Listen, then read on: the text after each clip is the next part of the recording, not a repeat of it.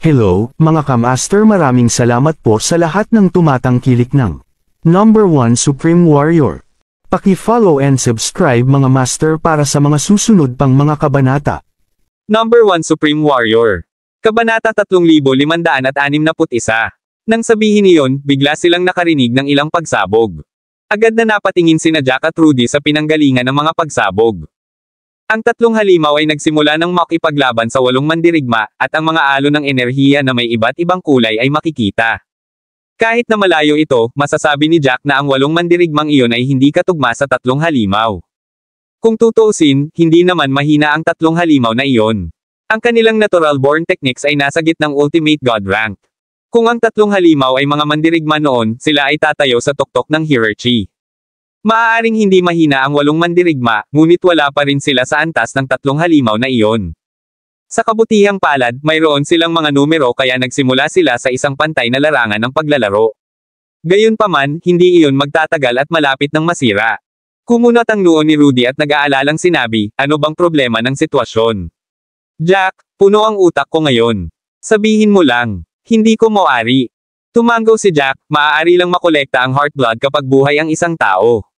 Kapag namatay sila, wala itong halaga kahit gaano pa karami ang nakolekta.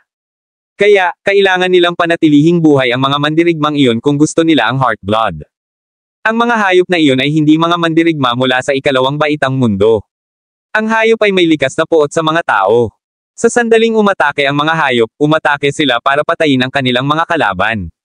Kung papatayin nila ang mga tao, magkakaroon din sila ng mga butil ng dugo. Nasabi ko na, gusto ng mga warriors na mangolekta ng heartblood, hindi lang pumatay. Naintindihan naman agad ito ni Rudy. Kung heartblood ang pinupuntirya nila, kailangan nilang tiyakin na ang grupo ng 8 ay hindi napatay ng mga hayop. Gayunpaman, walang paraan na magagawa iyon ng mga naroon. Kaya naman sinabi ni Jack na may mali sa sitwasyon at hindi agad umatake. Seryosong sabi ni Rudy, so, you think people are lying in waiting here? Huminga ng malalim si Jack, oo. Ito ay hindi anger, isang hinala lamang.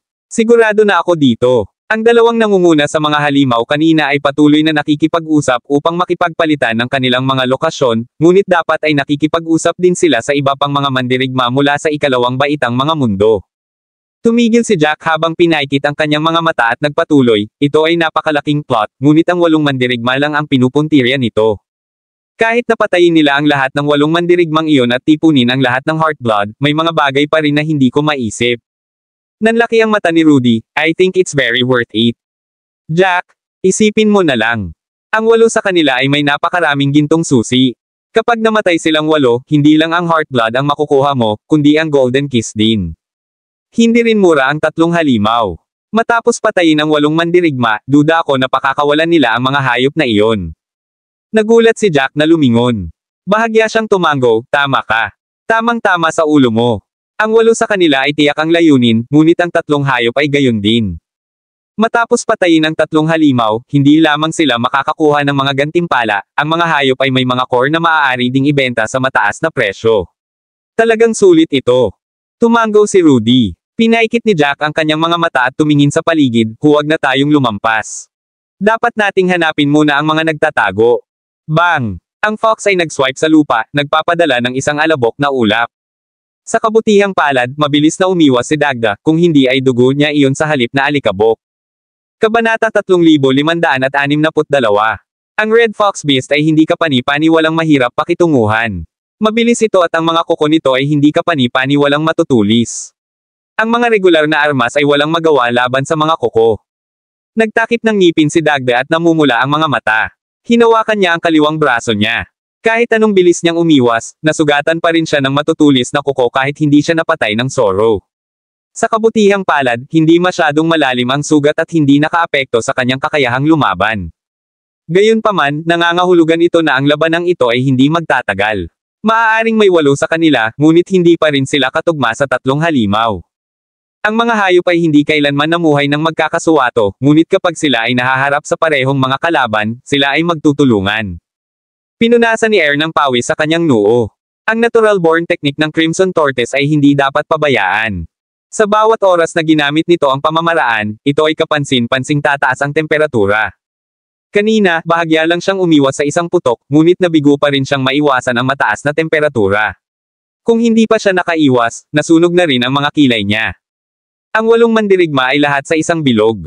Nagtulungan silang lumaban at walang iniwang butas. Iyon lang ang tanging paraan na halos hindi nila nagawang kumapit. Humihingal si Ern habang sinasabing, Dagda, mag-isip ng isang bagay. Hindi na tayo makakatagal pa. Hindi natin sila matatalo. Kailangan nating tumakas. Tumanggaw si Dagda, naghahanap din siya ng pagkakataon. Sila ay sinasalakay sa 3 direksyon ng mga hayop kaya ang tanging paraan para makatakas sila ay patungo sa timog. Gayunpaman, ang 3 mandirigma mula sa ikalawang baitang mundo ay nakatayo doon at malamig na nakatingin. Hindi alam ni Dagda kung gaano kalakas ang 3 iyon, ngunit tiyak na hindi sila mabagal. Malamang na natutunan nila ang ilang mataas na ranggo ng mga diskarte sa bilis kung kaya't ang 3 halimaw ay hindi nakahabol. Ang 8 sa kanila ang naging target sa halip. Hindi umalis ang 3 mandirigma at malamig na nanood. Halata namang sinadya nilang 3 ang mga halimaw na iyon doon. Kung tatakas ang 8 mandirigma sa direksyong iyon, tiyak na pipigilan sila. Pagkatapos, haharapin nila ang mga pag-atake mula sa lahat ng 4 na panig, at ang sitwasyon ay magiging mapaminsala. Ang taong nasa likod ni Dagda ay ang nagpahayag ng pagtutol sa pag-alis noon. Maasim ang mukha ng taong iyon, I regret everything so much. Hindi ako makapaniwalang napaka-despicable ng mga lalaking ito. Bago pa man siya tumuntong sa mas malalim na bahagi ng panloob na rehiyon, gumagamit pa rin sila ng mga kasuklam-suklam na pamamaraan laban sa atin. Sigaw ni Dagda, oras na ba para sabihin ito? Tumahimik ka na lang. 400 metro ang layo mula sa labanan, mayroong isang komplikadong inilatag na pormasayon ng pagtatago. Ang pormasayon ay may 3 tao sa loob na malamig na nagmamasid sa labanan. Naghihintay sila para sa perpektong sandali kapag ang magkabilang panig ay lubhang nasugatan. Pagkatapos, sumugod sila at sasalakayin ang magkabilang panig kasama ang 3 pa. Makukuha nilang 6 ang lahat ng gusto nila. Ang nakatayo sa harap ay si Goran Minsk, mula sa Second Grade World, Tri-Flame Continent. Sa likuran niya ay ang mga kapwa niya disipulo, sina Morrison at Reyes. Tumaas ang isang kilay ni Goran at sinabing, sa tingin ko ay makakatagal pa sila ng 5 minuto. Mayroon ba sa inyo ang gustong tumaya? Tataya ako ng 3 gintong susi. Ngumiti si Morrison at umiling, sinabing, Goran, masyado kang mayaman. Naglabas ka lang ng 3 gintong susi para tumaya ng ganyan. Hindi ko ito kayang bayaran. Kung matatalo ako, masasaktan ako. Tinutuya ni Reyes si Morrison, na nagsasabing, and you get so unhappy when I call you kuripot. Hindi mo ba talaga kayang bumili ng 3 gintong susi? Mayroon kang higit sa 30 sa iyo. Nararamdaman mo na ang sakit sa pamamagitan lang ng 10 ng iyong mga susi. Napaawang ang labi ni Morrison habang hindi nasisiyahang tumingin kay Reyes, hindi ako gumagastos ng walang ingat gaya mo. Gusto ko lang alagaan ng maayos ang pera ko. 3 pang gininto ang susi ang maaaring makakuha sa akin ng mas mataas na ranggo na kayamanan. Maaaring ito ay nagkakahalaga ng ilang beses na higit pa. Napangisi si Reyes, managinip ka. Sa tingin mo ba ay mga idiot ang mga nagdisenyo ng Whirling World? Sa 3 susi lang, gusto mo ng ibang antas ng kayamanan. Kabanata 3563. Sa tingin mo ba talaga maihahambing ang iyong katalinuhan sa mga sinaunang bayani? Isang bagay na pag-usapan ito kapag tayo lang, ngunit siguraduhing hindi mo hahayaang marinig ka ng sinumang tagalabas. Kung hindi, tiyak na pagtatawanan ka nila. Magtataka pa sila kung may sira sa ulo mo. Magsisimula silang magtanong kung paano nakapasok ang mga tao sa aming angkan. Ang sandali na sinabi, Morrison ay halos stop ang kanyang paa sa galit.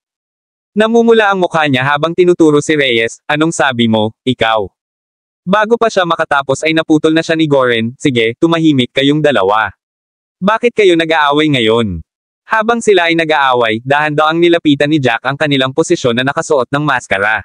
Sa pagkakabuo ng pagtatago, silang 3 ay hindi makita ng sinuman sa labas.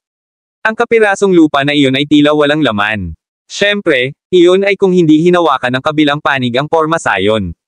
Sa sandaling ito ay hinawakan o sinumang lumakad sa lugar, makaramdam sila ng mali. Kahit sinong may mas matataas na enerhiya ng kaluluwa ay makikita ito kaagad. Nang makita nilang 3 na may tao ay agad nilang tinikom ang bibig habang nakatitig sa tao. Ang taong iyon ay nakasuot ng berdeng damit at puting maskara. Siya ay nag-iisa, at tila walang anumang bagay sa kanya. Mabagal lang ang paglalakad ng tao na parabang namamasyal lang. Wala pang ilang daang metro ang layo nila mula sa labanan. Kahit sino ay maaaring marinig kung ano ang nangyayari. Nakataas ang kilay ni Goren habang malamig na nakatingin kay Jack, pinagmamasdan ang bawat galaw nito. Malinaw na narinig ni Jack ang nangyayari. Ang sinumang normal na tao ay pupunta sana upang tingnan ang mga tunog, ngunit ang taong ito ay tila hindi nagmamadali. Kahit gaano pa katindi ang mga pagsabog ay tila hindi nag-react ang tao. Habang lumalampas sa concealment formation, hindi iniwas ni Jack ang kanyang tingin habang patuloy siyang naglalakad pasulong. Nang walang nakitang reaksyon mula kay Jack, nakahinga si Goren. Malamang na dumaan lang ang taong iyon, at hindi maaabala ang kanilang mga plano. Nagpasya si Goren na huwag gumawa ng anumang bagay tungkol dito.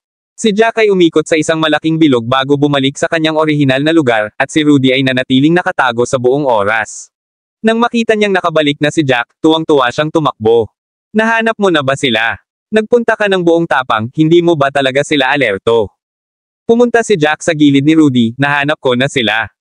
Huwag mag-alala, hindi sila maaalerto. Ang mga taong iyon ay may malaking plano, kaya't sila ay nagplano ng lahat. Walang paraan na magtatago lang sila sa isang sulok. Kailangan nilang maglagay ng concealment formation. Nakikita ng nasa loob ang labas, ngunit ang nasa labas ay hindi makakakita sa loob. Kung ako ay isang normal na mandirigma, hindi ko makikita ang kanilang pinagtataguan, ngunit ito ay dahil hindi ako normal na mandirigma. Ang isang simpleng paraan ng pagtatago na tulad nito ay puno ng mga kahinaan. Nanlaki ang mata ni Rudy.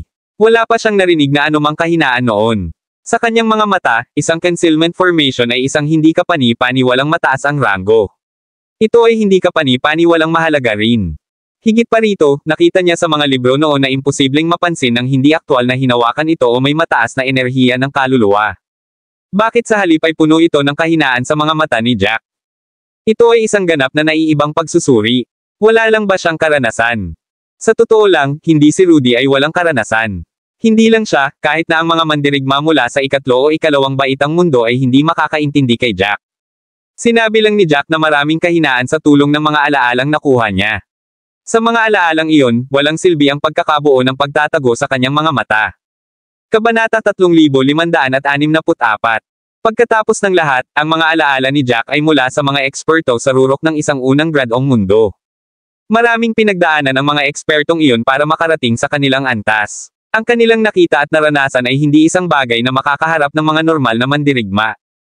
Inisip ng mga lalaking iyon na ang kanilang concealment formation ay makakahadlang sa perception ng sinuman, ngunit sa kanyang mga mata, ito ay ganap na walang silbi. Ang mga pormasayo ng pagtatago ay nagkaroon ng kakaibang pagbabago-bago ng enerhiya. Napakalakas ng kaluluwa ni Jack, at agad niya itong naramdaman. Ang lugar ng pormasayon ay tila hindi akma sa paligid. Ang mga simpleng pormasayon na tulad nito ay imposibleng harapin ng iba, ngunit napuno lamang sila ng mga butas sa mata ni Jack. Sa pamamagitan lamang ng paggamit ng kanyang kaluluwa upang baguhin ang ilan sa mga runang enerhiya, makikita na niya kaagad ang loob. Kitang-kita niya ang pagmamasid sa kanya ng tatlo. Ang tatlo sa kanila ay may mga damit na espesyal sa mga mandirigma ng ikalawang baitang mundo. Higit pa rito, madaling masabi mula sa pagmamalaki sa kanilang mga mukha na hindi sila ordinaryong mandirigma, at hindi mahina. Tahimik na nakatayo doon si Rudy, tinitingnan ang pabago-bagong ekspresyon ni Jack. Kumunat ang noo niya at nag-aalalang sinabi, hindi na sila magtatagal. Dapat ba natin silang tulungan? Ang mga pagsabog ay patuloy na naririnig sa unahan, at ang iba't ibang mga alon ng enerhiya ay patuloy na nagsasalpukan sa hangin. Ang 8 mandirigma ay nanghihina at nanghihina. Bahagyaman silang magkahawak, sigurado si Rudy na hindi na sila magtatagal. Kung wala silang gagawin, imposibleng mailigtas ang 8 mandirigma na iyon. Gayunpaman, nang sabihin iyon ni Rudy, medyo nakonsensya siya. Nakaramdam siya ng pagkabalisa, ngunit wala siyang magawa. Kakailanganin nilang umasa kay Jack upang ibalik ang mga talahan na yan. Kinagat ni Rudy ang kanyang mga labi, biglang pakiramdam na wala siyang silbi. Nang gusto niyang bawiin ang kanyang mga salita, biglang sinabi ni Jack, pumunta ka muna sa mustard seed. Ipaubaya mo sa akin ang iba. Pagkatapos noon, kumaway si Jack, at nagsimulang bumalot kay Rudy ang isang makapal na kapangyarihan ng espasyo, na naging sanhi ng pagkawala ni Rudy. Nasa isang delikadong lugar sila kung tutuusin. Kung nakita ng isang malakas na mandirigma si Rudy sa daan at nagpas siyang patayin siya, walang paraan na makalaban pa si Rudy. Kung tutuusin, sapat lang ang kakayahan ni Rudy para sa level 9 na lungsod. Lumingon si Jack para tingnan ang malayong labanan. Sa sandaling iyon, lahat ng 8 mandirigma ay nasugatan na, at tila lahat sila ay halos hindi na kumapit. Masasabi pa nga niya na ang pinakamalakas sa 8 ay nagngangalit ang kanyang mga ngipin na may namumulang mga mata. Napabuntong hininga si Jack habang pinapagana niya ang mga batas ng kalawakan na wala sa lugar. Bahagyang nanginginig ang mga kamay ni Dagda. Ang sakit ng kanyang braso ay nagsabi sa kanya na nawawala na siya ng oras. Kung hindi niya natapos agad ang laban, hindi na niya kakayanin pa ang mga sugat niya. Baka mamatay na lang yan dyan. Namumula ang mga mata ni Ern. Pinlano na niya ang pinakamasama, Dagda.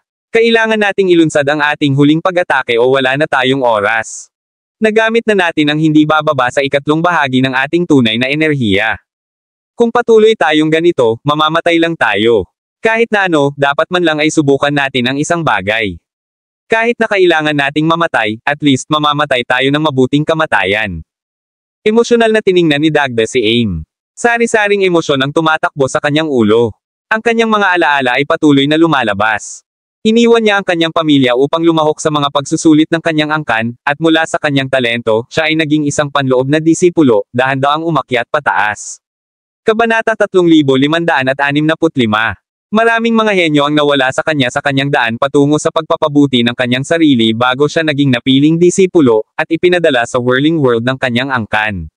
Naalala pa niya ang sinabi sa kanya ng pinuno ng kanyang angkan bago siya umalis. Sinabihan siyang mag-ingat sa panganib. Kahit na may mga pagkakataon kung saan may panganib, kailangan pa rin niyang bantayan ang sarili. Ang buhay niya ang pinakamahalaga. Sinabihan siya na siguraduhing umalis siya sa whirling world ng buhay. Tiniyak niya sa lahat na hindi niya bibiguin ang mga ito at siya ay magiging isang tunay na malakas pagkatapos dumaan sa umiikot na mundo. Ang mga pangarap niya noon ay mabilis na naglaho. Ayaw man niyang aminin ay nasa harapan na nila ang katotohanan. Ang tsansa na makalabas sila ng buhay ay malamang na nasa 30% lamang. Kahit na 30% ay maaaring ituring na isang labis na pagtatantya. Nagsisimula na ring maiyak ang ibang mga mandirigma sa paligid niya. Maaari rin nilang hulaan kung ano ang mga resulta. Ang kamatayan ay isang bagay na mahirap nilang tanggapin. Kahit na alam nila na ang umiikot na mundo ay isang lugar na puno ng kamatayan, nakaramdam sila ng tunay na takot kapag nasa harapan nila ito. Huminga ng malalim si Dagda at pinilit na iwaksi ang mga iniisip na iyon. Pasigan niyang sabi, hindi tayo pwedeng magpatuloy ng ganito. Kanina ko pa sila Nilingon, at ang Crimson Tortoise dapat ang pinakamahina. Ito lang ang pagkakataon natin, kaya makinig ka sa mga utos ko mamaya. Maluha-luha ang lalaking nakasuot ng berdeng damit, pakiramdam ko, masyadong delikado. Baka hindi natin magawa. Natakot talaga siya sa puntong iyon. Kung tutuusin, ito ang pinakamapanganib na sitwasyon na naranasan niya. Naninigas ang mga labi ni nang lumingon siya sa malamig na tingin sa lalaking nakasuot ng berdeng damit, ito na ang huling pagkakataon natin. Itapon ang iyong takot. Kahit mamatay tayo, kailangan nating subukan. Ang mga salita ni Ern ay pumukaw sa kanilang mga puso. Lahat silang walo ay nag-igting habang sinusubukang i-compose ang kanilang sarili, naghihintay sa utos ni Dagda. Muling sinaksak ni Dagda ang kanyang espada, at isang pulang kinang ang bumungad sa mismong malawak na dila ng Ice Toad. Maaaring bumaril ang dila ng Ice Toad hanggang 20 metro. May malagkit at nakasusuklam na likido sa ibabaw nito, at ito rin ay hindi kapani-pani walang nagyelo. Ang likido ay dumidikit sa anumang matamaan ng dila, at mabubuo ang yelo sa paligid ng lugar na nahawakan nito. Maliban kung pinunit nila ang kanilang laman, sila ay ganap na nababalot ng mahabang dila, hindi na makakalabas. Pinilit na ibalik ang dila, humihingal si Dagda. Sa sandaling iyon, bumabawi pa rin siya ng lakas. Nang siya ay nasa pinakamahina na, ang fox ay inilunsad pasulong upang hampasin siya. Nagdilim ang ekspresyon ni Dagda. Napakaposibleng hindi niya maiiwasan ang welga na iyon. Si Ern ay nasa kabilang dulo, at hindi makakalapit sa kanya. Agad namang tumulong ang lalaking nakasuot ng berdeng pinakamalapit kay Dagda. Gayunpaman, bago pa man magawa ng lalaki ang isang bagay, 2 bowl ang apoy na kasing laki ng kanyang mga kamao ang inilunsad sa kanya. Napilitan ng lalaking nakaberdeng damit na ipagtanggol ang sarili, na wala ng pagkakataong tulungan si Dagda. Nanlamig ang puso ni Dagda dahil doon, pakiramdam na ang matamaan ng fox ay magdudulot man lang sa kanya ng pagkawala ng kalahati ng kanyang kakayahan sa pakikipaglaban. Sa ganitong seryosong sitwasyon, ito ay kasing ganda ng pagkawala ng isang buong paa. Nawala na siya ng tingin sa anumang pagkakataon sa tagumpay. Gayunpaman, gaano man kahirap ang sitwasyon, ayaw sumuko ni Dagda ng ganoon na lamang. Napabuntong hininga siya at nagplanong harangin ang fox. Kabanata 3566. Sa sandaling iyon, ang ulo ng fox ay napakalapit kay Dagda. Ang masasamang mga mata nito ay puno ng pamatay na layunin. Tumama ang matatalas na kuko nito sa espada ni Dagda, at malinaw na naririnig ni Dagda ang kanyang espada na nagsisimulang pumutok sa sandaling ito ay tinamaan na parang malapit ng gumuho. Pumikit si Dagda, alam niyang nasa limitasyon na siya. Huminga siya ng malalim at inilabas ang buong lakas, lalabanan kita hanggang kamatayan. Kahit mamatay ako, sisiguraduhin kong magdudulot muna ng malubhang pinsala sa iyo.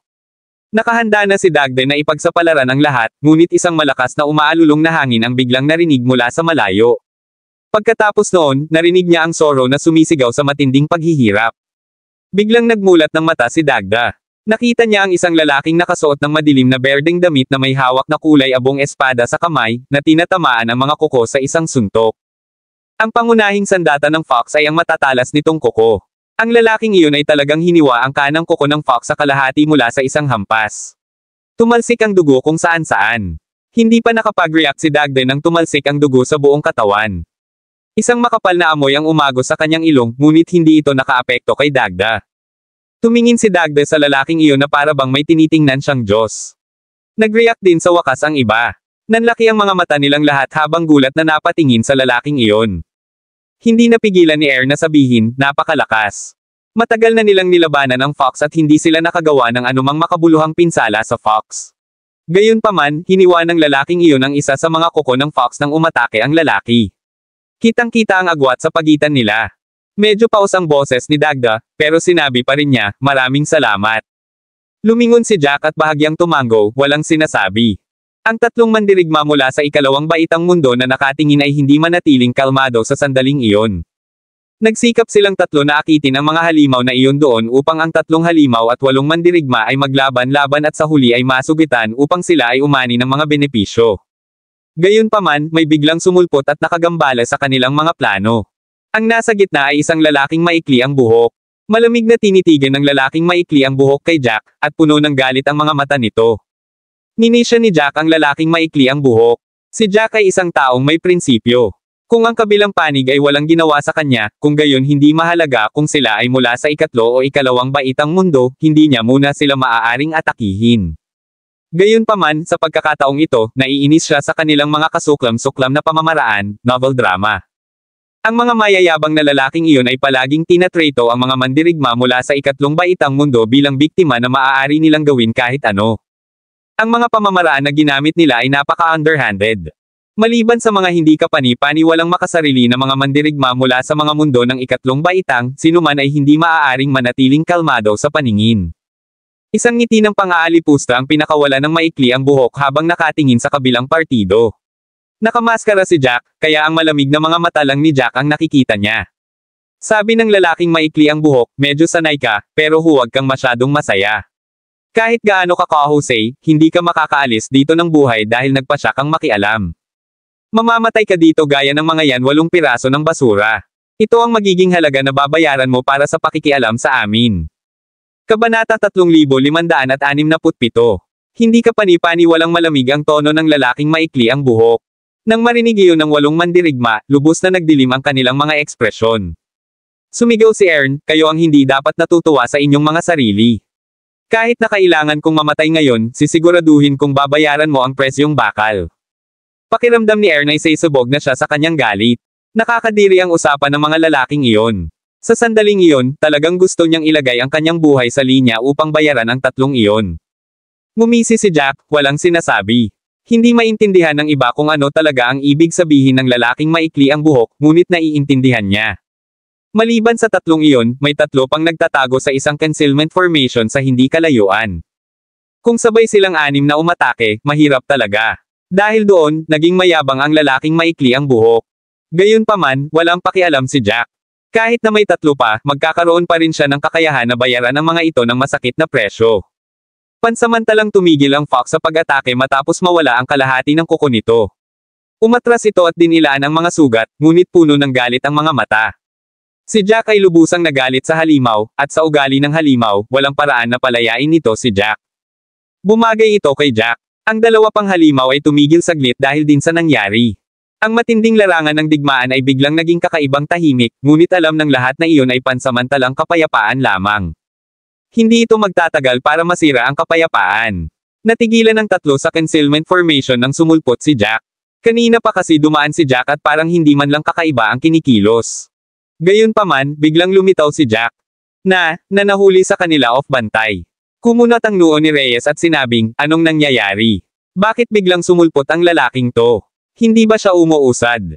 Bakit bigla siyang lumingon? Bigla ba siyang nagbago ng isip? Hindi ba siya nagpaplano na makialam, ngunit sa huli ay nagpa siya? Lumingon si Morrison at inikat ang mga mata kay Reyes, ano bang sinasabi mo? Nandito na siya sa battlefield, so what's the point of trying to figure out why? Sa ngayon, kailangan nating malaman kung paano haharapin ito. Natahimik si Reyes sa sinabi ni Morrison. Napabuntong hininga si Goren at sinabing, ito na ba ang oras para makipaglaban? Manahimik ka. Alam ni Morrison kung paano basahin ang mood at agad na nagpa siya na huwag magpatuloy sa pakikipagpalitan ng mga salita kay Reyes. Sabi niya, ano ang gagawin natin ngayon? Dapat ba tayong pumunta doon ngayon din? Pakiramdam ko ay hindi na kaya ng tatlo pa ang sitwasyon. Mukhang hindi mahina ang lalaking iyon. Nagawa niyang hiwain ang mga kuko ng fox sa isang hiwa. Hindi yun isang bagay na kayang gawin ng isang ordinaryong mandirigma. Tumango si Goren habang may iba't ibang iniisip sa kanyang isipan. Pagkaraan ng ilang sandali, malamig niyang sinabi, maghihintay pa tayo ng kaunti. Hindi ito ang oras para mag-strike. Kailangan nating maghintay hanggang ang magkabilang panig ay mapinsala ng husto bago tayo umani ng mga benepisyo, at huwag sumali ng masyadong maaga na kinakaladkad ang ating mga sarili sa loob. Hindi naman kami kasing bilis ng tatlo. Kung sasali tayo ngayon, maaari tayong masugatan. Huwag kalimutan kung ano ang dapat nating gawin, at huwag kalimutan ang ating layunin. Seryosong tumango si Morrison, feeling na tama si Goren. Hindi naman ganoon kalala ang sitwasyon noon. Nilinggan ni Jack si Dagda. Sa sandaling iyon, nakaharap ang kanyang likuran sa tatlong mandirigma, at ang 8 mandirigma lamang mula sa mga ikatlong baitang mundo ang nakaharap sa kanya. Kabanata 3568. Hininaan ni Jack ang kanyang boses at mabilis na sinabi, makinig ka sa utos ko pagkatapos nito. Sinabi ito ni Jack nang napakabilis, at karaniwan, ang kabilang panig ay magdadalawang isip. Kitang-kita niya na baka sa mukha ni Dagda ang pag-aalinlangan. Ito ay inaasahan. Kahit na ngayon lang siya niligtas ni Jack, hindi naman ganap na maniniwala si Dagda kay Jack. Kung tutuusin, natakot din si Dagda na gawing kumpe ng kanyan. Sa ganitong sitwasyon, magiging napakadaling isakripisyo ang 8 sa kanila. Kahit na nakikita ni Jack ang pag-aalinlangan ni Dagda, tumango pa rin si Dagda pagkatapos ng ilang segundong katahimikan. Walang ibang paraan sa paligid nito. Kung wala si Jack sa paligid, maaaring nawala na siya ng kakayahang lumaban, at ang 8 sa kanila ay nakatagpo ng isang malupit na kamatayan, novel drama. Nakataas ang kilay ni Jack habang tinataas ang kamay para tanggalin ang maskara niya. Bumungad sa kanilang 8 ang kanyang mukha. Nang makita nila ang mukha ni Jack, nanlaki ang mga mata nilang lahat. Nakanganga si Ern, pakiramdam na hindi ka pani-pani walang natulala. Halos mawala ng boses si Dagda, ikaw kasi. Si Jack pala. Ang Jack na itinuturing ng mga regular na mandirigma mula sa ikatlong baitang mundo bilang isang bayani. Nailigtas niya ang mga mandirigma mula sa mga mundo ng ikatlong baitang ng higit sa isang beses ngunit parang nag-iisang lobo na bihirang lumipat sa anumang grupo. Matapos magawa ang isang bagay, agad na mawawala si Jack. Walang nakakaalam kung saan siya pupunta. Hindi sila makapaniwala kung gaano sila kaswerte na nakilala si Jack sa isang napakahalagang sandali. Nagsisimula ng huminga ng malalim si Ern. Sobrang hinangaan niya si Jack. Alam niyang taga-Hestia continent si Jack. Ang katotohanan na naabot ni Jack ang gayong taas sa mga tuntunin ng mga kasanayan ay tunay na karapat-dapat na igalang. Kahit na may mga sekreto si Jack, kailangan pa rin niyang umasa sa sarili niyang talento. Sumimangot si Jack at sinabing, huwag kang magtaka. Hindi natin sila hahayaang hulaan ito. Sa sandaling sinabi niya iyon, napagtanto nilang lahat na tinanggal ni Jack ang kanyang maskara pagkatapos tumalikod upang hindi alertuhan ang kanilang mga kalaban sa kanyang pagkakakilanlan. Binalak niyang hulihin sila. Nang makita ni Jack na masunurin silang 8, mabilis niyang itinalaga ang kanilang mga gawain. Lahat silang 8 ay tumango, tinitiyak na gagawin nila ang kanilang makakaya upang magawa ang mga gawaing iyon. Sa tabi nila Jack, lahat sila ay puno ng kumpiyansa. Lumingon muli si Jack, at ang 3 halimaw ay nagsimulang kumilos muli. Kanina, ang kanyang biglaang pag-atake ay nagdulot ng takot sa mga halimaw na iyon, ngunit hindi pa rin ito napigilan ang 3 halimaw na gustong patayin ang mga tao. Maliban kung naramdaman nilang nasa panganib ang kanilang buhay, talagang hindi sila tatalikod at tatakbo. Pagkatapos ng lahat, makakakuha sila ng mga butil ng dugo sa pamamagitan lamang ng pagpatay sa mga tao.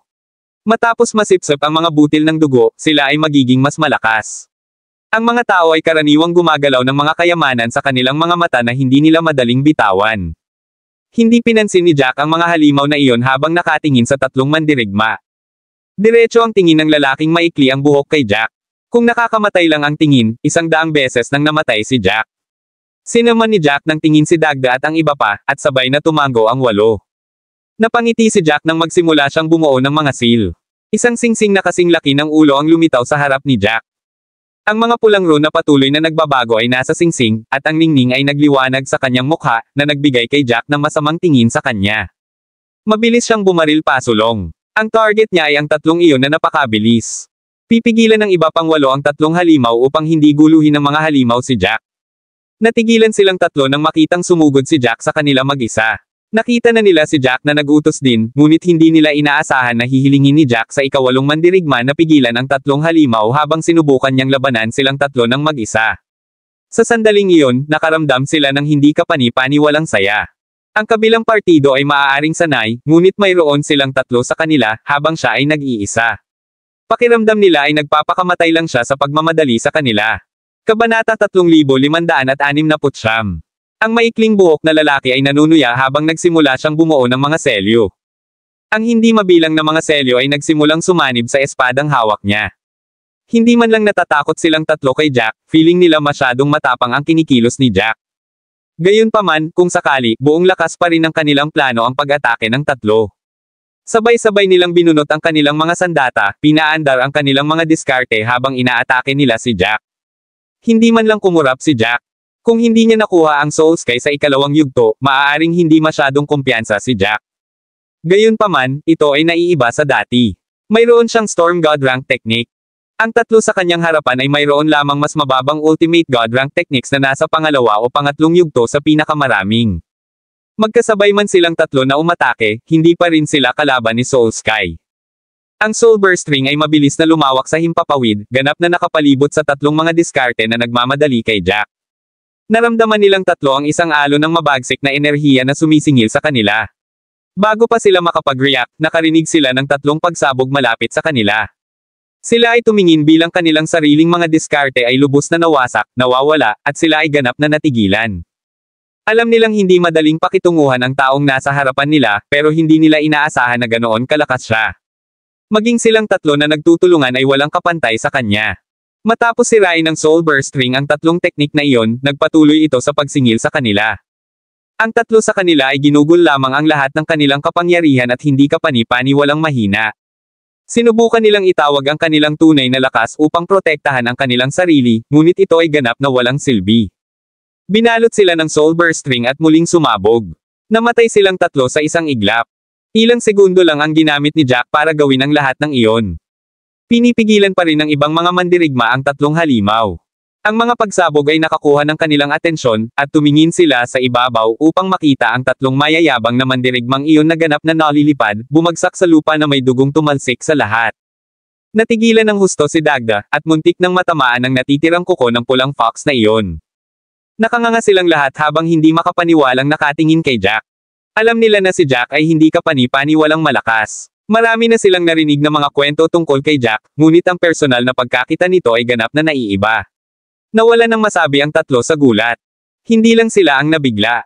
Si Gorin at ang iba pa ay ganap na natigilan, hindi makapagsalita ng anuman.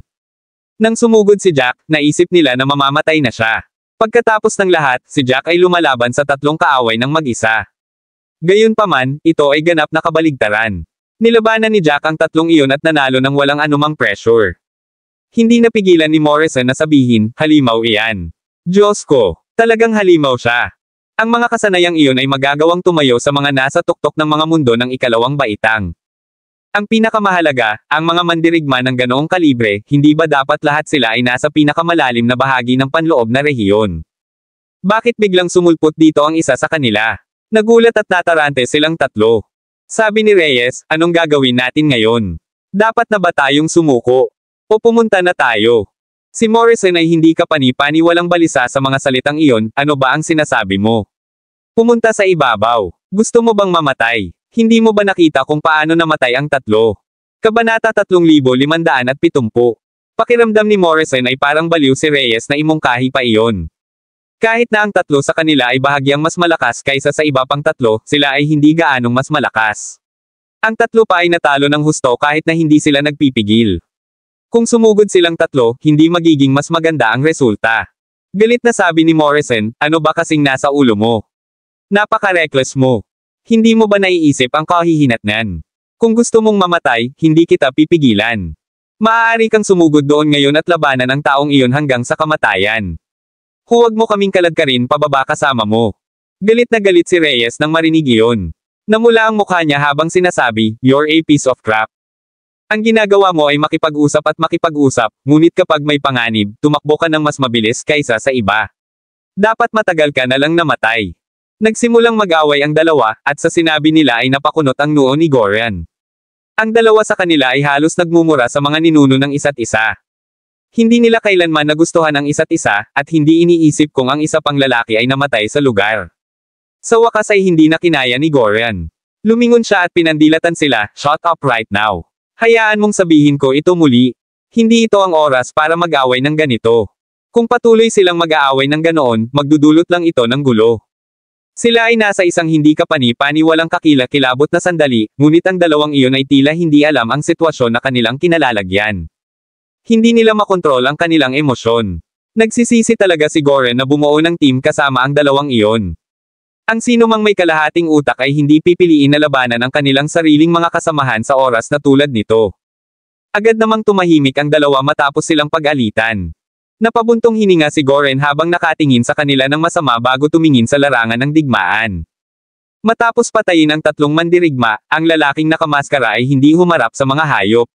Sa halip, tumayo siya sa gilid at tahimik na nanunood. Ang 8 mandirigma na iyon ay kumakapit pa rin sa mga halimaw, ngunit hindi na sila makakapit pa, kaya ano ang gusto ng lalaking nakamaskara? Kung hindi niya sila tutulungan, hindi matatalo ng 8 mandirigma ang mga halimaw. Kahit na nasugatan na ang isa sa mga halimaw, hindi lang ba siya tutulong? May ibang plano ba ang lalaking nakamaskara? Ano ang iniisip niya? Samot-saring kaisipan ang nasa isip ni Gorian.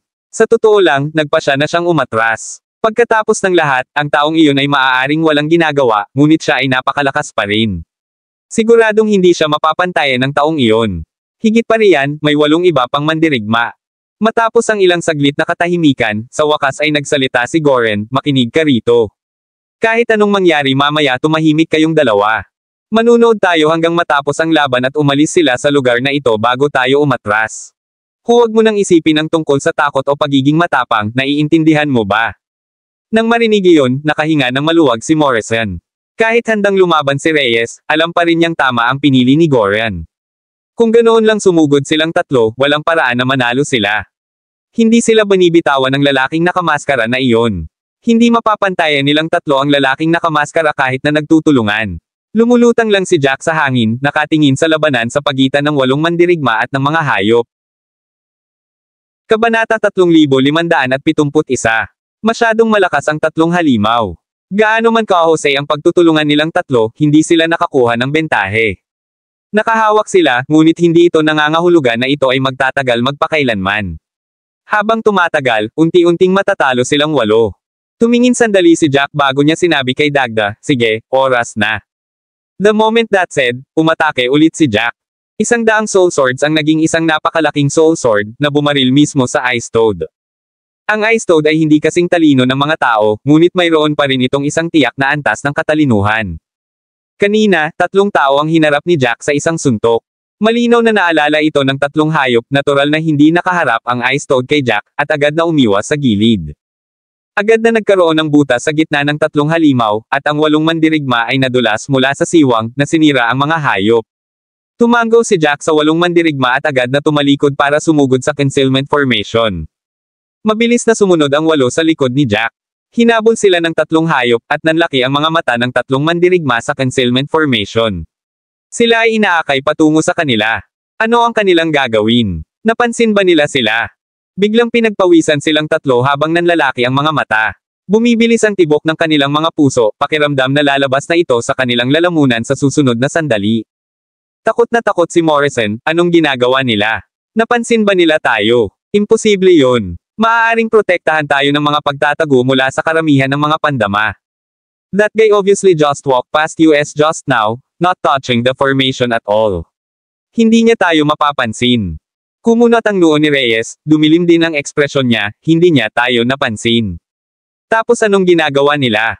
Ang taong iyon ay dapat na kayang harapin ang tatlong halimaw na iyon nang walang anumang problema, ngunit tumanggi siyang patayin sila, at sa halip ay dinala sila sa atin. Mabilis ang tibok ng puso ni Goren. Ang kanyang mga mata ay malapit nang lumabas sa kanilang mga socket. Sa sandaling iyon, lubos niyang naramdaman kung ano ang tunay na kahulugan ng gulat. Hindi niya alam kung dapat ba siyang tumakas kaagad sa concealment formation o isugol ang kanyang buhay at manatiling nakalagay. Hindi siya sigurado kung pinupuntirya sila ng mga taong iyon, at kung napansin sila ng mga taong iyon o hindi. Sa sandaling umalis sila sa concealment formation, mawawala sa kanila ang kanilang tanging security net. Ang lahat ng mga ito ay mabubunyag, at sa sandaling sila ay, ang kabilang panig ay hindi sila pababayaan. Kung tutuusin, sobrang close nila, siguradong sisimulan sila ng lalaking iyon. Kung hindi man lang sila nagsalita, baka makatuluyan sila doon. Iniisip niya kung dapat ba silang sumugal sa kabilang panig para hindi sila mapansin. Kung iyon ang kaso, ang pananatili doon ay ang pinakaligtas. Mabilis na lumipas ang oras, at habang naghihintay sila, mas tense ang sitwasyon. Habang nag-aalangan pa ay sumulpot na sa harapan nila si Jack at ang iba pa. Sa sandaling iyon, biglang itinaas ni Jack ang kanyang kamay, at lumitaw ang soul swords. Naintindihan naman agad ng tatlo na matagal na silang napansin ni Jack. Sa pagtingin sa pag-atake na paparating sa kanila, hindi man lang naisip ng tatlo ang tungkol dito dahil agad silang tumakas sa concealment formation. Biglang sumulpot silang tatlo, at natigilan si Dagda at ang iba pa. Napaawang ang labi ni Ern, so nandito talaga sila. Nag-aabang ang mga asong iyon para tambangan kami. Panipi. Masyadong mabilis ang labanan kanina, kaya hindi nila naisip ang mga detalye, at hindi na nag-abala pang isipin ang mga layunin ng kanilang mga kalaban. Pagtingin sa tatlo na nakatago, bigla silang nagalit. Nang sabihin sa kanila ni Jack ang tungkol dito, maaaring naniwala sila kay Jack, ngunit may bahid pa rin ng pagdududa sa kanilang isipan. Kabanata 3572. Nang makita nila ito, bigla nilang naramdaman na kumukulo ang kanilang dugo. Sila ay hindi kapani-paniwalang nainitan. Tumaas ang isang kilay ni Jack na agad na pinuntahan ang tatlo. Takot na takot ang tatlo nang makita nila si Jack na papalapit sa kanila at nagtangkang magkalat. Gayunpaman, handa na si Jack. Pinaganya niya ang mga batas ng kalawakan at biglang nawala. Pagharap niya ulit ay nasa harap na siya ni Morrison. Sa sobrang takot ni Morrison ay halos mapaiyak siya nang makita si Jack. Idinilat niya ang kanyang bibig, gustong sumigaw, ngunit ang kanyang sindek ay sumaikop sa lahat ng kanyang lakas, at hindi man lang siya nakagawa ng kahit isang ingay. Ngumisi si Jack, walang balak umatake. Nakatayo lang si Jack sa harapan niya. Napabuntong hininga si Morrison, nakatingin kay Jack na may pagdududa. Bakit hindi umaatake si Jack? Gayunpaman, sa sandaling lumitaw ang pag-iisip sa kanyang ulo, nakaramdam siya ng malamig na lamig mula sa kanyang likuran.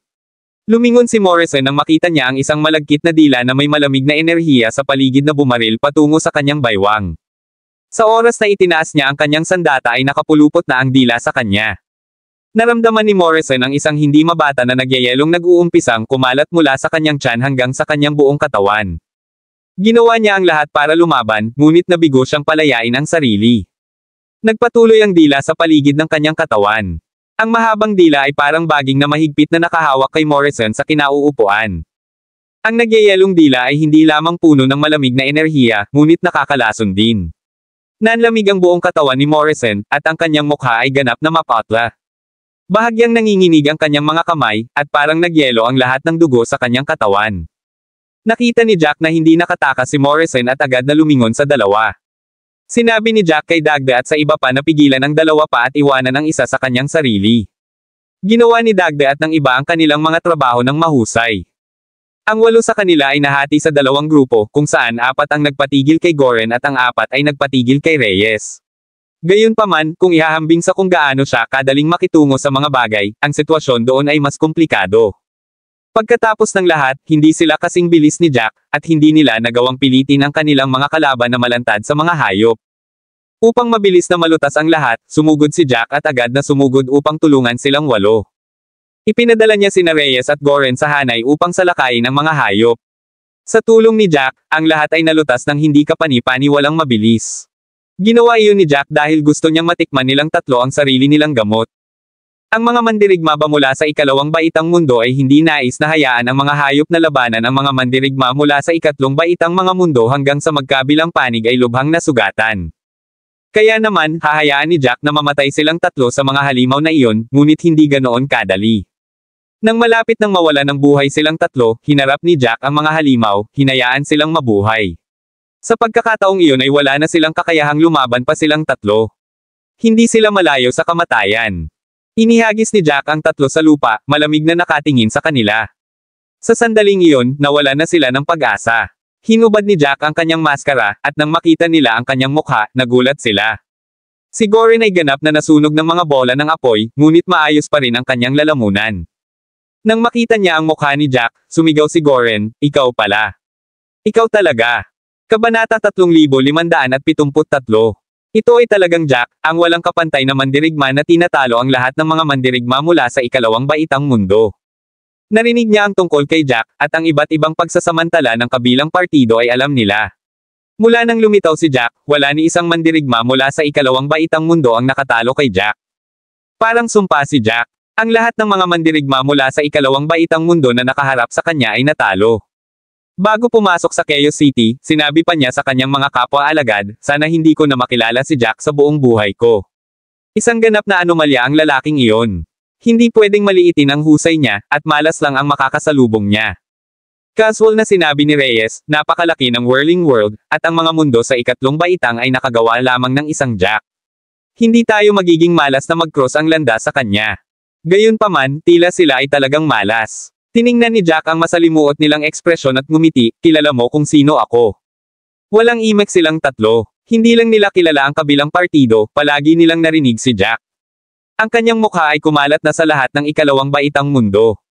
Halos lahat ng mandirigma mula sa ikalawang baitang mundo ay kilala siya. Siya ay itinuturing na bilang isang bituin ng kalamidad sa ikalawang baitang mundo. Huminga ng malalim si Jack, nakatingin sa malayo habang mahinahong sinabi, "Kayong mga mandirigma mula sa ikalawang baitang mundo ay tila laging may superiority complex. Hindi mo nakikita ang iba bilang tao sa lahat. Ngayon, ipapaubaya na kita sa kanilang 8. Ang 8 sa kanila ay hindi kapani-pani walang sabik." Kung hindi nagpakita si Jack, hindi sila makakaalis sa lugar na ito ng buhay, at sila ay pinahirapan hanggang sa sila ay namatay habang ang mga mandirigma mula sa ikalawang baitang mga mundo ay kinukuha ang bawat huling halaga mula sa kanila. Sa pag-iisip pa lamang tungkol doon, silang 8 ay talagang galit na galit at puno ng puot. Nang marinig iyon, natakot si Goren at ang iba pa. Alam nilang hindi sila bibitawan ng 8 mandirigma, at dahan-dahan silang pahihirapan sa mahabang panahon. Sa pagkakataong iyon, gustong magpakamatay ng 3. Agad na naunawaan ni Jack kung ano ang gusto nilang gawin mula sa kanilang mga ekspresyon, at itinaas ang kanyang espada upang maputol ang kanilang mga paa. Hindi nila magagawang magpakamatay sa ganoon. Ngumiti siya bago lumingon kay Dagda at sa iba pa. Sa sandaling iyon, si Dagda ay puno ng paghanga at paggalang kay Jack. Sa kanilang mga mata, si Jack ay isang walang kapantay na Diyos at ang pag-asa ng lahat ng mga mandirigma mula sa mga mundo ng ikatlong baitang. Tumango si Jack kay Dagda, "Ipaubaya ko na sa iyo ang mga lalaking ito. May iba pa akong gagawin, kaya aalis na ako." Nakaramdam ng awa si Dagda nang marinig iyon. Gusto pa nilang manatili kay Jack. Kung tutuusin, napakahirap makakilala ng isang taong kasing lakas at talino niya. Higit pa rito, iniligtas din ni Jack ang kanilang buhay. Gayunpaman, nagpahayag lamang sila ng kanilang pasasalamat sa huli. Ito ay dahil alam nila na sila ay mga tao lamang na nagkataong iniligtas ni Jack ng nagkataon. Para kay Jack na maglaan ng oras para kausapin sila ay isang bagay na kanilang ipinagpapasalamat. Makalipas ang 5 minuto, tuluyang nakapasok si Jack sa pinakamalalim na bahagi ng panloob na rehiyon.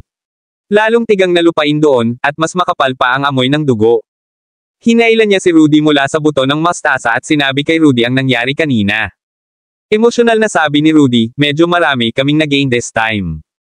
Nakakuha ka ng isa pang 71 gintong susi. Sa itaas ng 28 mula sa dati, mayroon kang 79 na kabuuan.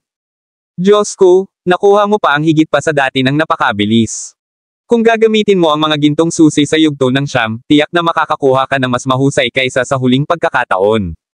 Kabanata 3574. Lalong natuwa si Rudy habang nagsasalita. Pati ang mga kamay niya ay nanginginig, novel drama. Nakangiting tumango si Jack, "Mag-iiwan ako ng 5 susi para sa iyo. Maaari ka ring makipagpalitan ng isang bagay. Kahit na alchemist ka, hindi masamang palakasin ang sarili mo. Nang marinig iyon ni Jack, naging emosyonal si Rudy habang nagbabantang tumulo ang mga luha. Hindi siya sinisi ni Jack sa pagkaladkad kay Jack, at binigyan pa siya ng isang bagay. Para sa kanya si Jack talaga ang kanyang dakilang benefactor. Nag-advance silang dalawa habang nag-uusap at unti-unting napagtanto na may mali. Parami ng parami ang mga bangkay sa lupa. Minsan, 2 o 3 bangkay ang nakakalat sa paligid, at sa ibang pagkakataon, makikita nila ang 7 o 8 bangkay na nakasalansan, na dumudumi sa lupa na puno ng dugo. Ang mga bangkay na iyon ay hindi pa inilibing o sinunog. Sa masusing pagsisiyasat, napansin nila na ang mga bangkay ay kakilakilabot na namatay. Ang mga bangkay ay puno ng mga sugat. Ang ilang mga sugat ay mula sa mga marka ng kuko, habang ang iba ay mga marka ng kagat. Ang ilan sa kanila ay bumukas pa ang sikmura at lalabas ang bituka.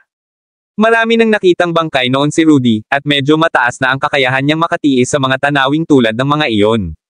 Gayunpaman, maging siya ay nahihirapan. Pakiramdam niya ay masusuka na siya anumang oras. Sobrang nakakadiri. Paano naging ganoon ang mga bagay? Bago ito, humigit kumulang 3 kapat ng mga patay ay mga mandirigma mula sa ikatlong baitang mga mundo, at 1 kapat lamang sa kanila ay mula sa ikalawang gradong mundo. Gayunpaman, pagkatapos na makapasok sa pinakamalalim na bahagi ng panloob ng mga rehiyon, nagulat siya nang mapansin na ito ay kalahati at kalahati na. Tila walang kalamangan ang magkabilang panig. 2/3 ng mga patay ay malamang na nagmula sa mga hayop. Halatang halata ang mga sugat sa kanilang katawan. Agad naman itong nakilala. Tila ang mga hayop sa pinakamalalim na bahagi ng panloob na rehiyon ay mas mabangis kaysa sa naisip nila. Sabi ni Rudy pagkaraan ng mahabang panahon, hindi ba ito masyadong nakakabaliw ng tanawin? Hindi katakataka na ang mga nasa loob ay nagsitakbuhan ng paalis. Napakaraming tao ang namatay. Maliban sa mga mandirigma na mas malakas kaysa sa karaniwan, sino ang magpapatuloy sa pananatili sa loob? Masyadong delikado. Habang sinasabi niya iyon, nagtaka pa siya kung gaano karaming tao ang naiwan sa pinakamalalim na bahagi ng inner region. Kung tutuusin, napakaraming namatay. Tanging ang mga hindi kapani-pani walang matapang o walang pakialam sa kanilang buhay ang mananatili sa loob. Ang bawat tao ay nagnanais ng mahalagang kayamanan, ngunit kailangan nilang panatilihing buhay ang kanilang sarili upang magkaroon ng mga ito. Ano man ang mangyari, pinahahalagahan ng mga mandirigma ang kanilang buhay. Maliban kung sila ay talagang nahuhumaling sa mga kayamanan sa kapinsalaan ng lahat ng iba pa, malamang na hindi sila mananatili doon. Napabuntong hininga si Jack habang nakatingin sa malayo. Walang bakas ng buhay na makikita kahit saan malapit sa kanila. Kumunat ang noo niya at sinabing, dapat may mga taong natitira pa sa pinakamalalim na bahagi. Marahil ay nararamdaman nila na ang panganib ay may kasamang pagkakataon at sila ay nasa isang mapanganib na kapaligiran ay nangangahulugan na sila ay makakakuha ng higit pa kaysa sa iba na magdadala sa kanila sa mas mataas na taas. Maraming tao ang nakaramdam ng ganoon. Marami nang nakatagpo si Jack. Tumaas ang isang kilay ni Rudy, may gustong sabihin nang biglang may nakita siyang 2 taong galit na tumatakbo palabas sa di kalayuan. Parang silang dalawa ang nakilala ni Jack at Rudy. Tiyak na hindi na nila nakayanan ang mga panganib ng pinakamalalim na bahagi at tumatakas na para sa kanilang buhay. Sa kanilang dalawa, ang isa sa kanila ay mukhang payat at medyo mahina, ngunit sina Jack at Rudy ay hindi nang huhusga sa hitsura. Pagkatapos ng lahat, sa martial world, ang mga pagpapakita ay maaaring mapanlin lang. Ang sino mang maaaring tumakbo palabas ng panloob na rehiyon ay malamang na medyo may kasanayan. Ang isa naman ay tila matipuno ngunit may hindi kapani-pani walang maliit na ilong. Parang kakaiba ang mukha niya. Napatingin silang dalawa kina Jack at Rudy, nanlaki ang mga mata. Pagkatapos noon, nagpalitan sila ng tingin. Nakikita ni Jack ang pagkagalit at pangungutya sa kanilang mga mata. Parang sinasabi nilang suicidal lang sila ni Rudy. Kabanata 3575. Nang makita ang ekspresyong iyon, hindi na nagulat si Jack. Sa halip, pakiramdam niya ay normal lang ito. Habang naglalakad sila papunta sa panloob na rehiyon mula sa panlabas na rehiyon, nakita niya ang napakaraming may ganoong hitsura.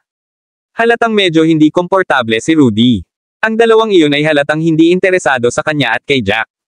Kahit na may 13 susi si Jack, at 13 singsing ang kumikinang sa paligid ni Jack, hindi pa rin siya pinansin ng dalawa.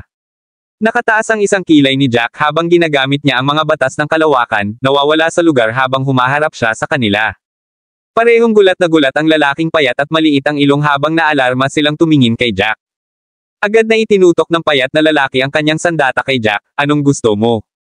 Itinaas ni Jack ang kanyang mga kamay bilang pakunwering pagsuko habang sinsero niyang sinabi, wala akong intensyon. Dalawang bagay lang ang gusto kong itanong sa iyo. Sumimangot ang maliit na ilong at malungkot na sinabi, wala kaming interes na sagutin ang anumang mga katanungan, magtanong sa iba. Pagkasabi niya noon ay nagplano silang dalawa na umikot para magpatuloy sa unahan. Galit na galit si Jack nang maglabas siya ng 2 piraso ng purple gold na kasing laki ng hinlalaki, ito ang bayad. Natigilan silang dalawa. Tumaas ang isang kilay ng lalaking payat at mabilis na hinablot ang purple gold. Umubo siya at sinabing, sige, ano ang gusto mong itanong? Limitado ang ating oras. Ayaw naming magtagal dito kaya bilasan mo. Tumango si Jack, seryosong nagtanong, ano ang sitwasyon sa loob ngayon? Masyado bang masama para sa kahit na medyo may kasanayan? Tumingin ang maliit na ilong kay Jack na may masalimuot na ekspresyon, na parang naguguluhan. Umubo siya at seryosong sinabi, ipapayo ko sa iyo na huwag subukang pumasok upang subukan ang iyong kapalaran, at ang taong kasama mo ay malamang na hindi makakatulong. Papasok ka na lang mag-isa. Ang sitwasyon ay hindi ka pani-pani walang masama sa loob. Malalagay ka sa malaking panganib kung papasok kang mag-isa. Diretso lang ang sasabihin ko, mamamatay ka kapag pumasok ka. Walang ibang posibilidad. Matigas na sabi ng lalaki. Marahil dahil sa kulay ube na ginto, may kabayarang sinseridad sa kanyang boses. Tumango si Jack, nagtanong, bakit masama? Ang mga mundo ba sa 2 baitang at 2 baitang ay nakikipaglaban sa isang bukas na digmaan?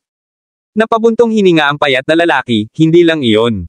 Lahat sila baliw. Walang normal na tao doon. For the sake of treasures, nababaliw na silang lahat. Para makaalis sa lugar na iyon sa lalong madaling panahon, mabilis na nagsalita ang lalaking payat. Sinabi niya kay Jack ang lahat, at nang matapos siya, parehong nakasimangot sina Jack at Rudy. Wala sa kanila ang umasa na magiging ganoon kalala ang sitwasyon. Ang mga mandirigma mula sa 2 at 3 baitang mundo ay nagkaroon na ng malalim na salungatan sa isa't isa pagkatapos ng lahat ng nangyari. Ito ay isang bagay na hindi kailanman mawawala. Nakita nila ang isa't isa bilang magkaaway at gusto nilang magpatayan. Walang handang magbigay daan. Higit pa rito, ang mga mapagkukunan ay nangangahulugan ng higit pang kompetisyon. Mayroong maraming hindi kapani-pani walang malalakas na mandirigma sa pinakamalalim na bahagi ng panloob na rehiyon, at ang labanan ay mas matindi. Para matalo ang kanilang mga kalaban, handa silang gumamit ng anumang paraan na kinakailangan, kabilang ang paggamit ng mga hayop. Gayunpaman, lingid sa kanilang kaalaman, may iba pang plano ang mga halimaw. Ang mga hayop na nasa kanilang tuktok ay hindi gaanong matalino kaysa sa mga tao. Ang pinakamalakas na hayop sa Chaos City ay isang black-scaled tiger. Ang natural-born technique nito ay nasa itaas na ultimate god realm, kaya karamihan sa mga mandirigma ay walang kapantay sa tigre. Kabanata 3576. Ito rin ay mabilis na may higit sa sapat na katalinuhan upang magplano laban sa mga tao. Sinubukan ng mga mandirigma mula sa 2 baitang mundo na gamitin ang mga hayop laban sa mga mula sa 3 baitang mundo at sa gayon ay nakipag-ugnayan sa tigre upang makipagtulungan sa kanila. Sasabihin nila sa mga hayop kung nasaan ang lahat ng mga mandirigma mula sa 2 baitang mga mundo, na nagpapahintulot sa black-scaled tiger na manguna sa isang kawen ng mga hayop upang patayin ang mga mandirigma sa 2 baitang ng mundo. Gayunpaman, kinailangan ng mga hayop na panatilihing buhay ang mga mandirigma para makuha ng mga mandirigma mula sa 2 baitang mundo ang Heartblood. Pagkatapos nito, maaaring patayin ng halimaw ang mga mandirigma mula sa 2 baitang mundo para sa mga butil ng dugo. Ang alok ng Second Grade World Warriors ay tinanggap ng black-scaled tiger, ngunit ang kakaiba, napansin ng mga mandirigma na marami sa kanila ang namatay at ito ay nasa kamay ng mga hayop. Dahan-dahan nilang napagtanto na may mali, at nang imbestigahan nila ang bagay na iyon, nagalit sila. Ang black-scaled tiger ay nakikipagtulungan din sa mga mula sa 2 baitang mundo. Ang magkabilang panig ay nagbigay ng impormasyon tungkol sa isa't isa, at ang black-scaled tiger ay nagkunwaring nakikipagtulungan sa kanila. Maaaring tila tinugunan ng tigre ang lahat ng kanilang mga kahilingan, ngunit ang mga tao, sa katunayan, ay nalinlang. Ang mga tao ay nagalit. Sinumpa nila ang black-scaled tiger dahil sa pagiging walang hiya at kasuklam-suklam, ngunit ang tigre ay hindi isang tao sa unang lugar, walang pakiramdam ng moralidad. Ang lahat ng ginawa nito ay isinasaalang-alang ang sarili nitong mga benepisyo, wala itong pakialam kung ano man ang sinabi ng mga tao. Ginawa nito ang gusto nito, nakakuha ng napakalaking benepisyo. Sa wakas, ang mga tao ay namatay sa napakalaking bilang, at ang panloob na rehiyon ay napuno ng dugo. Napakaraming tao ang namatay, at hindi nila natiis ang kanilang galit. Napakaraming puot sa pagitan ng 3 panig, kaya't napagkasunduan nilang ayusin ang lahat sa isang labanan. Halos bawat mandirigma sa pinakamalalim na bahagi ng panloob na rehiyon ay sumugod sa pinakamalaking yugto ng siyam sa pinakamalalim na bahagi ng panloob na rehiyon. Agad na nagsimula ang labanan, ngunit ang mga nasawi ay lubhang mapanganib. Ang mga nakakita na ang sitwasyon ay masama at pakiramdam na sila ay mauuwi na lamang sa pagiging kumpe ng kanyon ay sumuko at sinubukang tumakas. Ang dalawang iyon ay kabilang sa mga nadama na wala silang mapapala kapag nagsimula ang malaking labanan at sa halip ay mamamatay. Kaya naman nagmamadali silang tumakas. Bumantong hininga ang payat na lalaki, na walang magawa, ganap na kaguluhan doon. Walang ligtas sa buong inner region, kaya wala na akong planong manatili pa rito. Parang gusto ko pang umalis sa Chaos City. Masyadong delikado dito. Ang dami kong nakitang bangkay sa buong daan. Ang kamatayan ay karaniwan sa Chaos City. Excited na ako sa umpisa, pero ngayon, napagod lang ako. Mas maganda kung pumunta ako sa Cloud City. Kahit na ang mga hamon doon ay hindi mas madali, ito ay magiging mas ligtas. Hanggat hindi ako nakikipagsapalaran, hindi ako malalagay sa anumang panganib. Iba dito. Kahit na wala kang ginagawa, ang panganib ay darating sa iyo mula sa lahat ng sulok. Pagkasabi noon ay napabuntong hininga siya na para bang may naintindihan siyang importante sa buhay. Nilinggan niya si Jack. Hey, I think dapat umalis ka na lang dito sa amin. Mamamatay ka lang kung pumasok ka dyan. Alam ni Jack na sincero ang pagsasalita niya, kaya tumango siya. Salamat sa pagsabi sa akin yan. Titingnan lang namin ang loob. Kung masama ang sitwasyon, lalabas tayo. Ang aking mga kakayahan ay sapat na disente upang mapangalagaan ko ang aking sarili. Matagal na akong nasa Chaos City na kung hindi ko titingnan ang huling hantungan, lahat ng pagsisikap ko ay mapapawi. Kabanata 3577. Nang marinig ang mga salita ni Jack, ang payat na lalaki ay hindi nakipagtalo at tumango lamang. Pagkatapos noon, naglakad siya patungo sa labas ng rehiyon kasama ang lalaking maliit ang ilong. Sa pagtingin sa kanilang dalawa na dahan-daang umalis, si Jack ay may iba't ibang emosyon sa kanyang mga mata. Makahulugang nilinggan ni Rudy si Jack. Jack, bakit ang bait mo? Akala ko tuturuan mo sila ng leksyon, pero ginto ang binigay mo sa kanila. Ngumiti si Jack at tinapik ang balikat ni Rudy. Walang dahilan para lumaban kung ang kabilang panig ay walang intensyon na gumawa ng anuman sa iyo. Kung gagamit ako ng lakas sa bawat sitwasyon, hindi ako iba sa mga lalaking kinasusuklaman mo. Inatake ko lang ang lalaking iyon nang pumasok kami sa inner region dahil naging masungit siya. I would have treated him politely kung hindi siya ganyan. Tumango si Rudy. Ganyan dapat kumilos ang mga makapangyarihan, hindi tulad ng mga second-grade world warriors na itinuring na basura ang mga mandirigma mula sa mga third-grade world. Sa pagsulong nila, mas maraming bangkay ang nakita sa lupa. Nagsisimula ng mamanhid si Jack na nakatingin sa kanila. Habang mas sumulong sila, mas malala ang sitwasyon. Pagkatapos nilang maglakad ng isa pang 10 kilometro, nagsimula silang makakita ng mga sagupaan ng enerhiya ng iba't ibang kulay na patuloy na nagbabanggaan sa di kalayuan. Naririnig pa nila ang mga dagandong ng mga mababanges na hayop. Ang mga malalaking hayop ay patuloy na nagpapakawala ng kanilang mga pag-atake.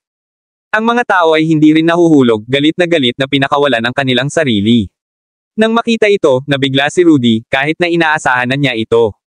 Kinagat niya ang kanyang mga labi, napahawak sa kanyang dibdib habang sinasabi, anong pressure? Kahit na malayo, ramdam ko pa rin ang hangin sa paligid na may bahid ng enerhiya. Parang pati ang atmosphere ay sumasabog at puno ng pressure. Tumango si Jack, naging seryoso ang ekspresyon niya. Napalunok si Rudy at maingat na sinabi, Jack, sa palagay ko dapat tayong maging mas maingat. Ito ay naiiba sa lahat ng iba pang mga panahon. Ang labanan ay ilang beses na mas mapanganib kaysa sa nauna. Wala sa mga mandirigma o hayop na ito ang mahina. Kung sasali tayo dito, ang pagkakataong makaalis tayo. Pinigilan ni Rudy ang sarili. Pakiramdam niya ay maraming beses na niyang sinabi ang mga katulad na bagay noon, at sa bawat pagkakataon, madaling hinarap ni Jack ang problema. Si Jack ay hindi nakatagpo ng anumang bagay na hindi niya kayang hawakan. Pakiramdam ni Rudy ay nag-aalala lang siya. Gayunpaman, sa sandaling sinabi niya iyon, lumingon si Jack at sinabing, tama ka, hindi tayo direktang makakasali dito. Ang mga laban sa antas na ito ay parang tidal wave, at napakadaling makulong sa loob kung hindi tayo mag-iingat. Kahit na malamang na hindi ito magbuwis ng aking buhay, maaari akong masugitan sa proseso. Sa panahon ng labanan mula sa dati, ang paglahok ni Jack ay nagpabago ng tubig dahil ang lahat ng naroon ay hindi ganoon kalakas. Ang nasa unahan nila, gayunpaman, ay iba. Kahit na sumali si Jack, hindi siya kumpiyansa na matukoy niya ang mananalo. Pagkatapos ng lahat ng lumahok sa labanan na ito ay hindi kapani-pani walang malakas. Gulat na napatingin si Rudy kay Jack at napalunok. Ito ang unang pagkakataon na narinig niyang seryoso ang pakikitungo ni Jack sa anumang bagay. Parang pati si Jack nakaramdam ng pressure. Pagkatapos ng lahat, ito ay isang koleksyon ng pinakamalakas na mandirigma mula sa ikalawa at ikatlong baitang mundo. Maging si Jack ay kailangang tumapak ng maingat. Kabanata 3578. Umiling si Jack. Pinlano na niya ang mga susunod niyang hakbang. Magtatagumpay man siya o hindi ay depende sa kanyang swerte, ngunit hanggat nagawa niya ang kailangan niya, malaki ang pakinabang niya.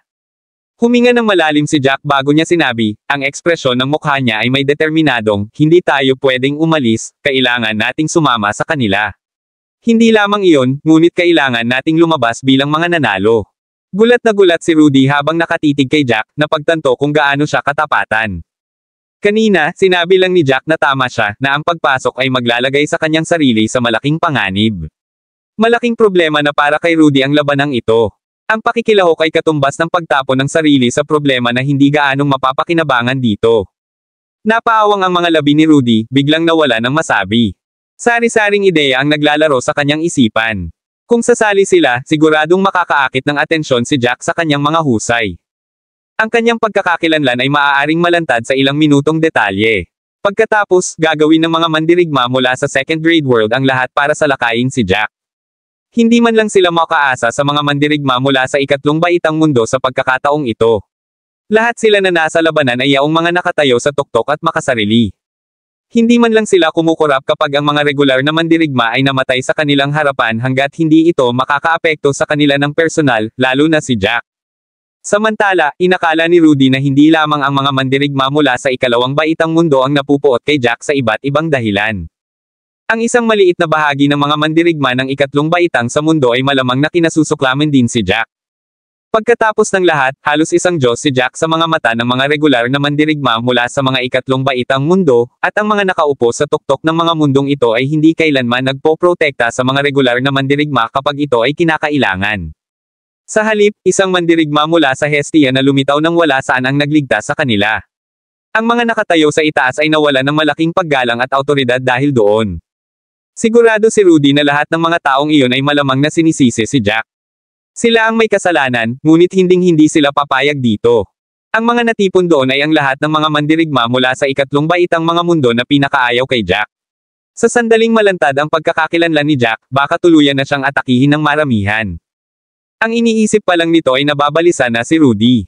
Tumangala siya at seryosong sinabi, pag-isipan mong mabuti, Jack. Di ba sabi mo baka matrap ka sa tidal wave kung sasali ka? Hindi magiging madali para sa iyo na makatakas kung gayon. Isipin mo na lang, kung nalantad ang iyong pagkakakilanlan. Bago pa matapos si Rudy ay pinigilan na siya ni Jack. Lumingon siya at tinapik si Rudy sa balikat. Alam ko kung ano ang inaalala mo, pero napag-isipan ko na. Huwag kang mag-alala, hindi ko ilalagay ang sarili ko sa panganib. Huminto si Jack dito, hindi nagdedetalye tungkol sa kanyang mga iniisip. Gayunpaman, mas nag-alala si Rudy dahil doon. Pakiramdam niya ay nasa gilid siya ng isang bangin. Naiintindihan niya kung paano si Jack. Kapag nakapagpasya na siya sa isang bagay, walang sinabi si Rudy na makakaabala sa kanya. Alam niyang dapat niyang pagkatiwalaan ang desisyon ni Jack, ngunit hindi niya maiwasang mag-alala. Habang siya ay nagpapanik, may nakita siyang 4 na taong nagkukumpulan sa di kalayuan. Biglang naakit ang atensyon ni Rudy. Siya ay tumingin sa ibabaw at napansin na sa mga gilid ng labanan ay mga grupo ng 2 o 3, o mga grupo ng 4 hanggang 5 na nakaupo sa lupa na magkasama. Kabanata 3579. Dahil medyo malayo, hindi makita ni Rudy ang nangyayari. Malabo lang niyang nakikita na ang mga nasa mga kanto ay mukhang hindi nasa mabuting kalagayan. Ang ilan sa kanila ay nakahawak sa kanilang mga braso, at ang ilan sa kanila ay nakabenda rin ang kanilang mga binti. Marahil sila ay mga mandirigma na, kahit nasugatan, ay nakaligtas, pinilit na gamutin ang kanilang mga sugat sa mga gilid ng labanan. Nakita din ito ni Jack. Nakakunot ang noo niya habang nililibot ng kanyang mga mata ang paligid, tila may binabalak siyang importante. Tatanungin pa sana ni Rudy si Jack kung ano ang iniisip niya nang itinaas ni Jack ang kanyang kamay at sinabing, sumunod ka sa akin doon. Siguraduhin mong manatili ka sa likod ko. Kahit anong mangyari huwag kang aalis sa tabi ko. Tumanggaw si Rudy. Sa hilagang kanlurang sulok ng labanan, 2 grupo ng mga mandirigma ang natipon. Nagkaroon ng distansya sa pagitan nila dahil sila ay mula sa ikalawang baitang at ikatlong baitang mundo ayon sa pagkakabanggit. Nagkatinginan sila ng may galit ngunit hindi umatake. Ang dalawang grupo ay nasugatan at napilitang umalis sa larangan ng digmaan upang magpagaling. Ang pagpapatuloy ng kanilang labanan ay magreresulta lamang sa kamatayan. Mayroon lamang 3 mandirigma sa sulok ng mga mundo ng ikatlong baitang. Lahat sila ay mula sa iisang angkan at suportado ang isa't isa sa buong paraan. Malapit silang magkatali, ngunit hindi sila magkasundo. Nakabuo lang sila ng grupo dahil magkakilala sila at mula sa iisang angkan. Ang 3 sa kanila ay higit sa karaniwan sa mga mandirigma mula sa ikatlong baitang mga mundo, o hindi sila nasa pinakamalalim na bahagi ng panloob na rehiyon. Maaga pa lang, sinaktan sila ng halimaw. Isang matinding pagsabog ang nagdulot ng matinding pinsala sa isa sa kanila, habang ang dalawa pa ay nagtamo ng minor injuries. Ang isa na may pinakamatinding pinsala ay tinawag na Awesome, ang pinakabatang disipulo sa kanila. Ang pinakamalakas sa kanilang 3 ay ang pinakamalakas na napiling alagad mula sa kanilang angkan, si Kalros. Sa pagkakataong iyon, nakahawak siya sa braso niyang nasugatan. Ang kanyang mga mata ay nakatingin mismo sa larangan ng digmaan, at hindi mabilang na mga kaisipan ang tumatakbo sa kanyang isipan. Nakakunot ang noo ni Torren habang nakatingin kay Kalros. Magkakilala silang 3. Pagkatapos ng maraming oras sa isa't isa, alam nila ang kanilang mga ugali. Alam niya kaagad ang iniisip ni Kalros. Ngumisi si Torren at sinabing, pwede bang huwag ka nang mag-alala? Ilang tao sa tingin mo ang nag-iisip ng parehong bagay dito? Sa palagay mo ba ay walang ibang gustong mamulot ng mga scrap? Ito ay hawantong lamang sa isa pang matinding labanan. Hindi rin tanga ang mga nasa taas. Sa tingin mo ba hahayaan nila tayong samantalahin ang sitwasyon? Dapat umalis na tayo ngayon kung paano ang sitwasyon. Iyan ang pinakamahusay na pagpipilian. Ang pag-aalangan ay mag-aaksaya lamang ng ating oras. Itutulak mo lang ang sarili mo sa panganib. Pwede bang makinig ka na lang sa akin? Lumingon si Kalros. Ang kanyang mga mata ay naging pula minsan. Pareho silang tila hindi kapani-pani walang galit. Pwede ba tumahimik ka? Sa tingin mo ba hindi ko alam kung gaano kalala ang sitwasyon? Sa tingin mo ba hindi ko alam kung gaano kadelikado ang manatili?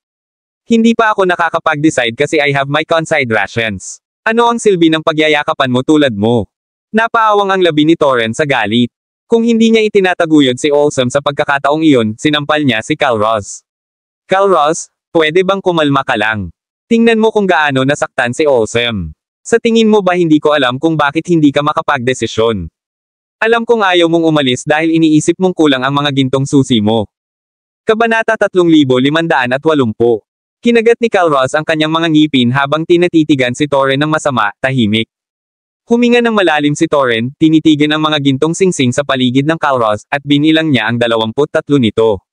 Sapat na iyon. Kung magpapatuloy sila, makakapagbayad sila ng malinaw sa kanilang buhay. Patuloy ni Torren, please, Kalros, pwede bang wag kang mabaliw? 23 gintong singsing ay higit pa sa sapat. Kung ikukumpara sa mga normal na mandirigma, ang ating mga kayamanan ay magiging 12-dosenang beses na mas mahalaga kaysa sa kanila. Kung mananatili tayo, mawawalan tayo ng buhay, at hindi mo mapapalitan ang mga susi na iyon kung patay ka na. Bakit hindi mo maintindihan yun? Kinagat ni Kalros ang kanyang mga ngipin, labis na ikinagalit ni Torren. Sa tingin mo ba matalino ka? Kung hindi man lang natin may kumpara sa mga normal na mandirigma, magpakamatay na lang tayo. Sobrang nahirapan kami para makarating sa inner region mula sa outer region. Napakaraming oras at pagsisikap ang ginugol namin sa kakaunting susi. Ayokong umalis ng ganon-ganon lang. Hindi alam ni Torren kung ano ang sasabihin sa puntong iyon, sa paniniwalang nawala sa kanyang isipan si Kalros. Kahit anong sabihin niya, hindi nakikinig si Kalros. Huminga ng malalim si Torren, kinagat ang kanyang mga ngipin, at sinabing, wala na akong pakialam. Kung gusto mong manatili, pagkatapos ay manatili dito mag-isa. Aalis ako kasama si Awesome. Masyado na siyang nasaktan, at kailangan niya ng tahimik na lugar para makarecover siya. Lumingon si Kalros, hindi na napigilan ang galit. Nakarating silang 3 ng buhay sa pinakamalalim na bahagi ng inner region dahil sa kanilang pagtutulungan. Kung 2 sa kanila ang umalis at iniwan siya, walang dahilan para manatili siya. Baka mapatay pa siya. Kumunat ang noo ni Kalros at hinawakan ang braso ni Torren. Ang lakas ng loob mo. Sa sandaling iyon, biglang nakarinig ng yabag ang 3. Agad silang napalingon at nakita ang isang lalaking nakamaskara na nakasuot ng dark green na robe na dahan-daang naglalakad palapit sa kanila. Ang taong iyon ay naglalakad sa isang napakaswal, kumpiyansa na paraan na parang walang matinding labanan na nagaganap sa paligid niya. Kumunat ang noo ni Kalros. Sino ka? Ang pagsara ni Jack ay natural na nakaalerto sa kanila. Kung mayroon siyang mga marka ng mga mandirigma mula sa ikalawang baitang mundo sa kanya, sila ay agad na umatake. Agad na huminto si Jack, na panatili ang isang ligtas na distansya mula sa kanila. Kanina, pinagmamasdan sila ni Jack ng 15 minuto bago siya dahan-daang naglakad.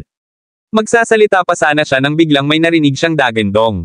Lumingon siya at nakita niya ang isang gintong sawa na mga 30 metro ang haba at ang kapal ng dalawang tao ay mabilis na lumilipad patungo sa kanila. Ang golden python na iyon ay mayroon ding dalawang hayop na halos magkapareho ang antas sa likod nito.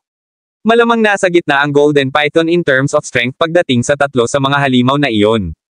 Ang mga normal na mandirigma ay walang kapantay para dito. Maging si Jack ay nagulat sa biglang pagsulpot ng mga halimaw. Pagkatapos nito, nagsimulang umalis ang ilang mga hayop sa gitna, umaatake sa mga mandirigma na nagpapagaling sa gilid. Sumimangot si Jack, biglang naunawaan kung ano ang pinaplano ng mga hayop na umalis sa pangunahing labanan. Matagal nang pinagmamasdan ni Jack ang mga bagay-bagay. Malabo niyang narinig ang pinag-uusapan ng mga nasa paligid niya. Tungkol sa, sinusubukan lang nilang magpasya kung ano ang susunod na gagawin. Maraming salamat mga kamaster sa walang sawang pagsusubaybay, isang like, share, and subscribe naman dyan mga kamaster. Abangan ang susunod pang mga kabanata.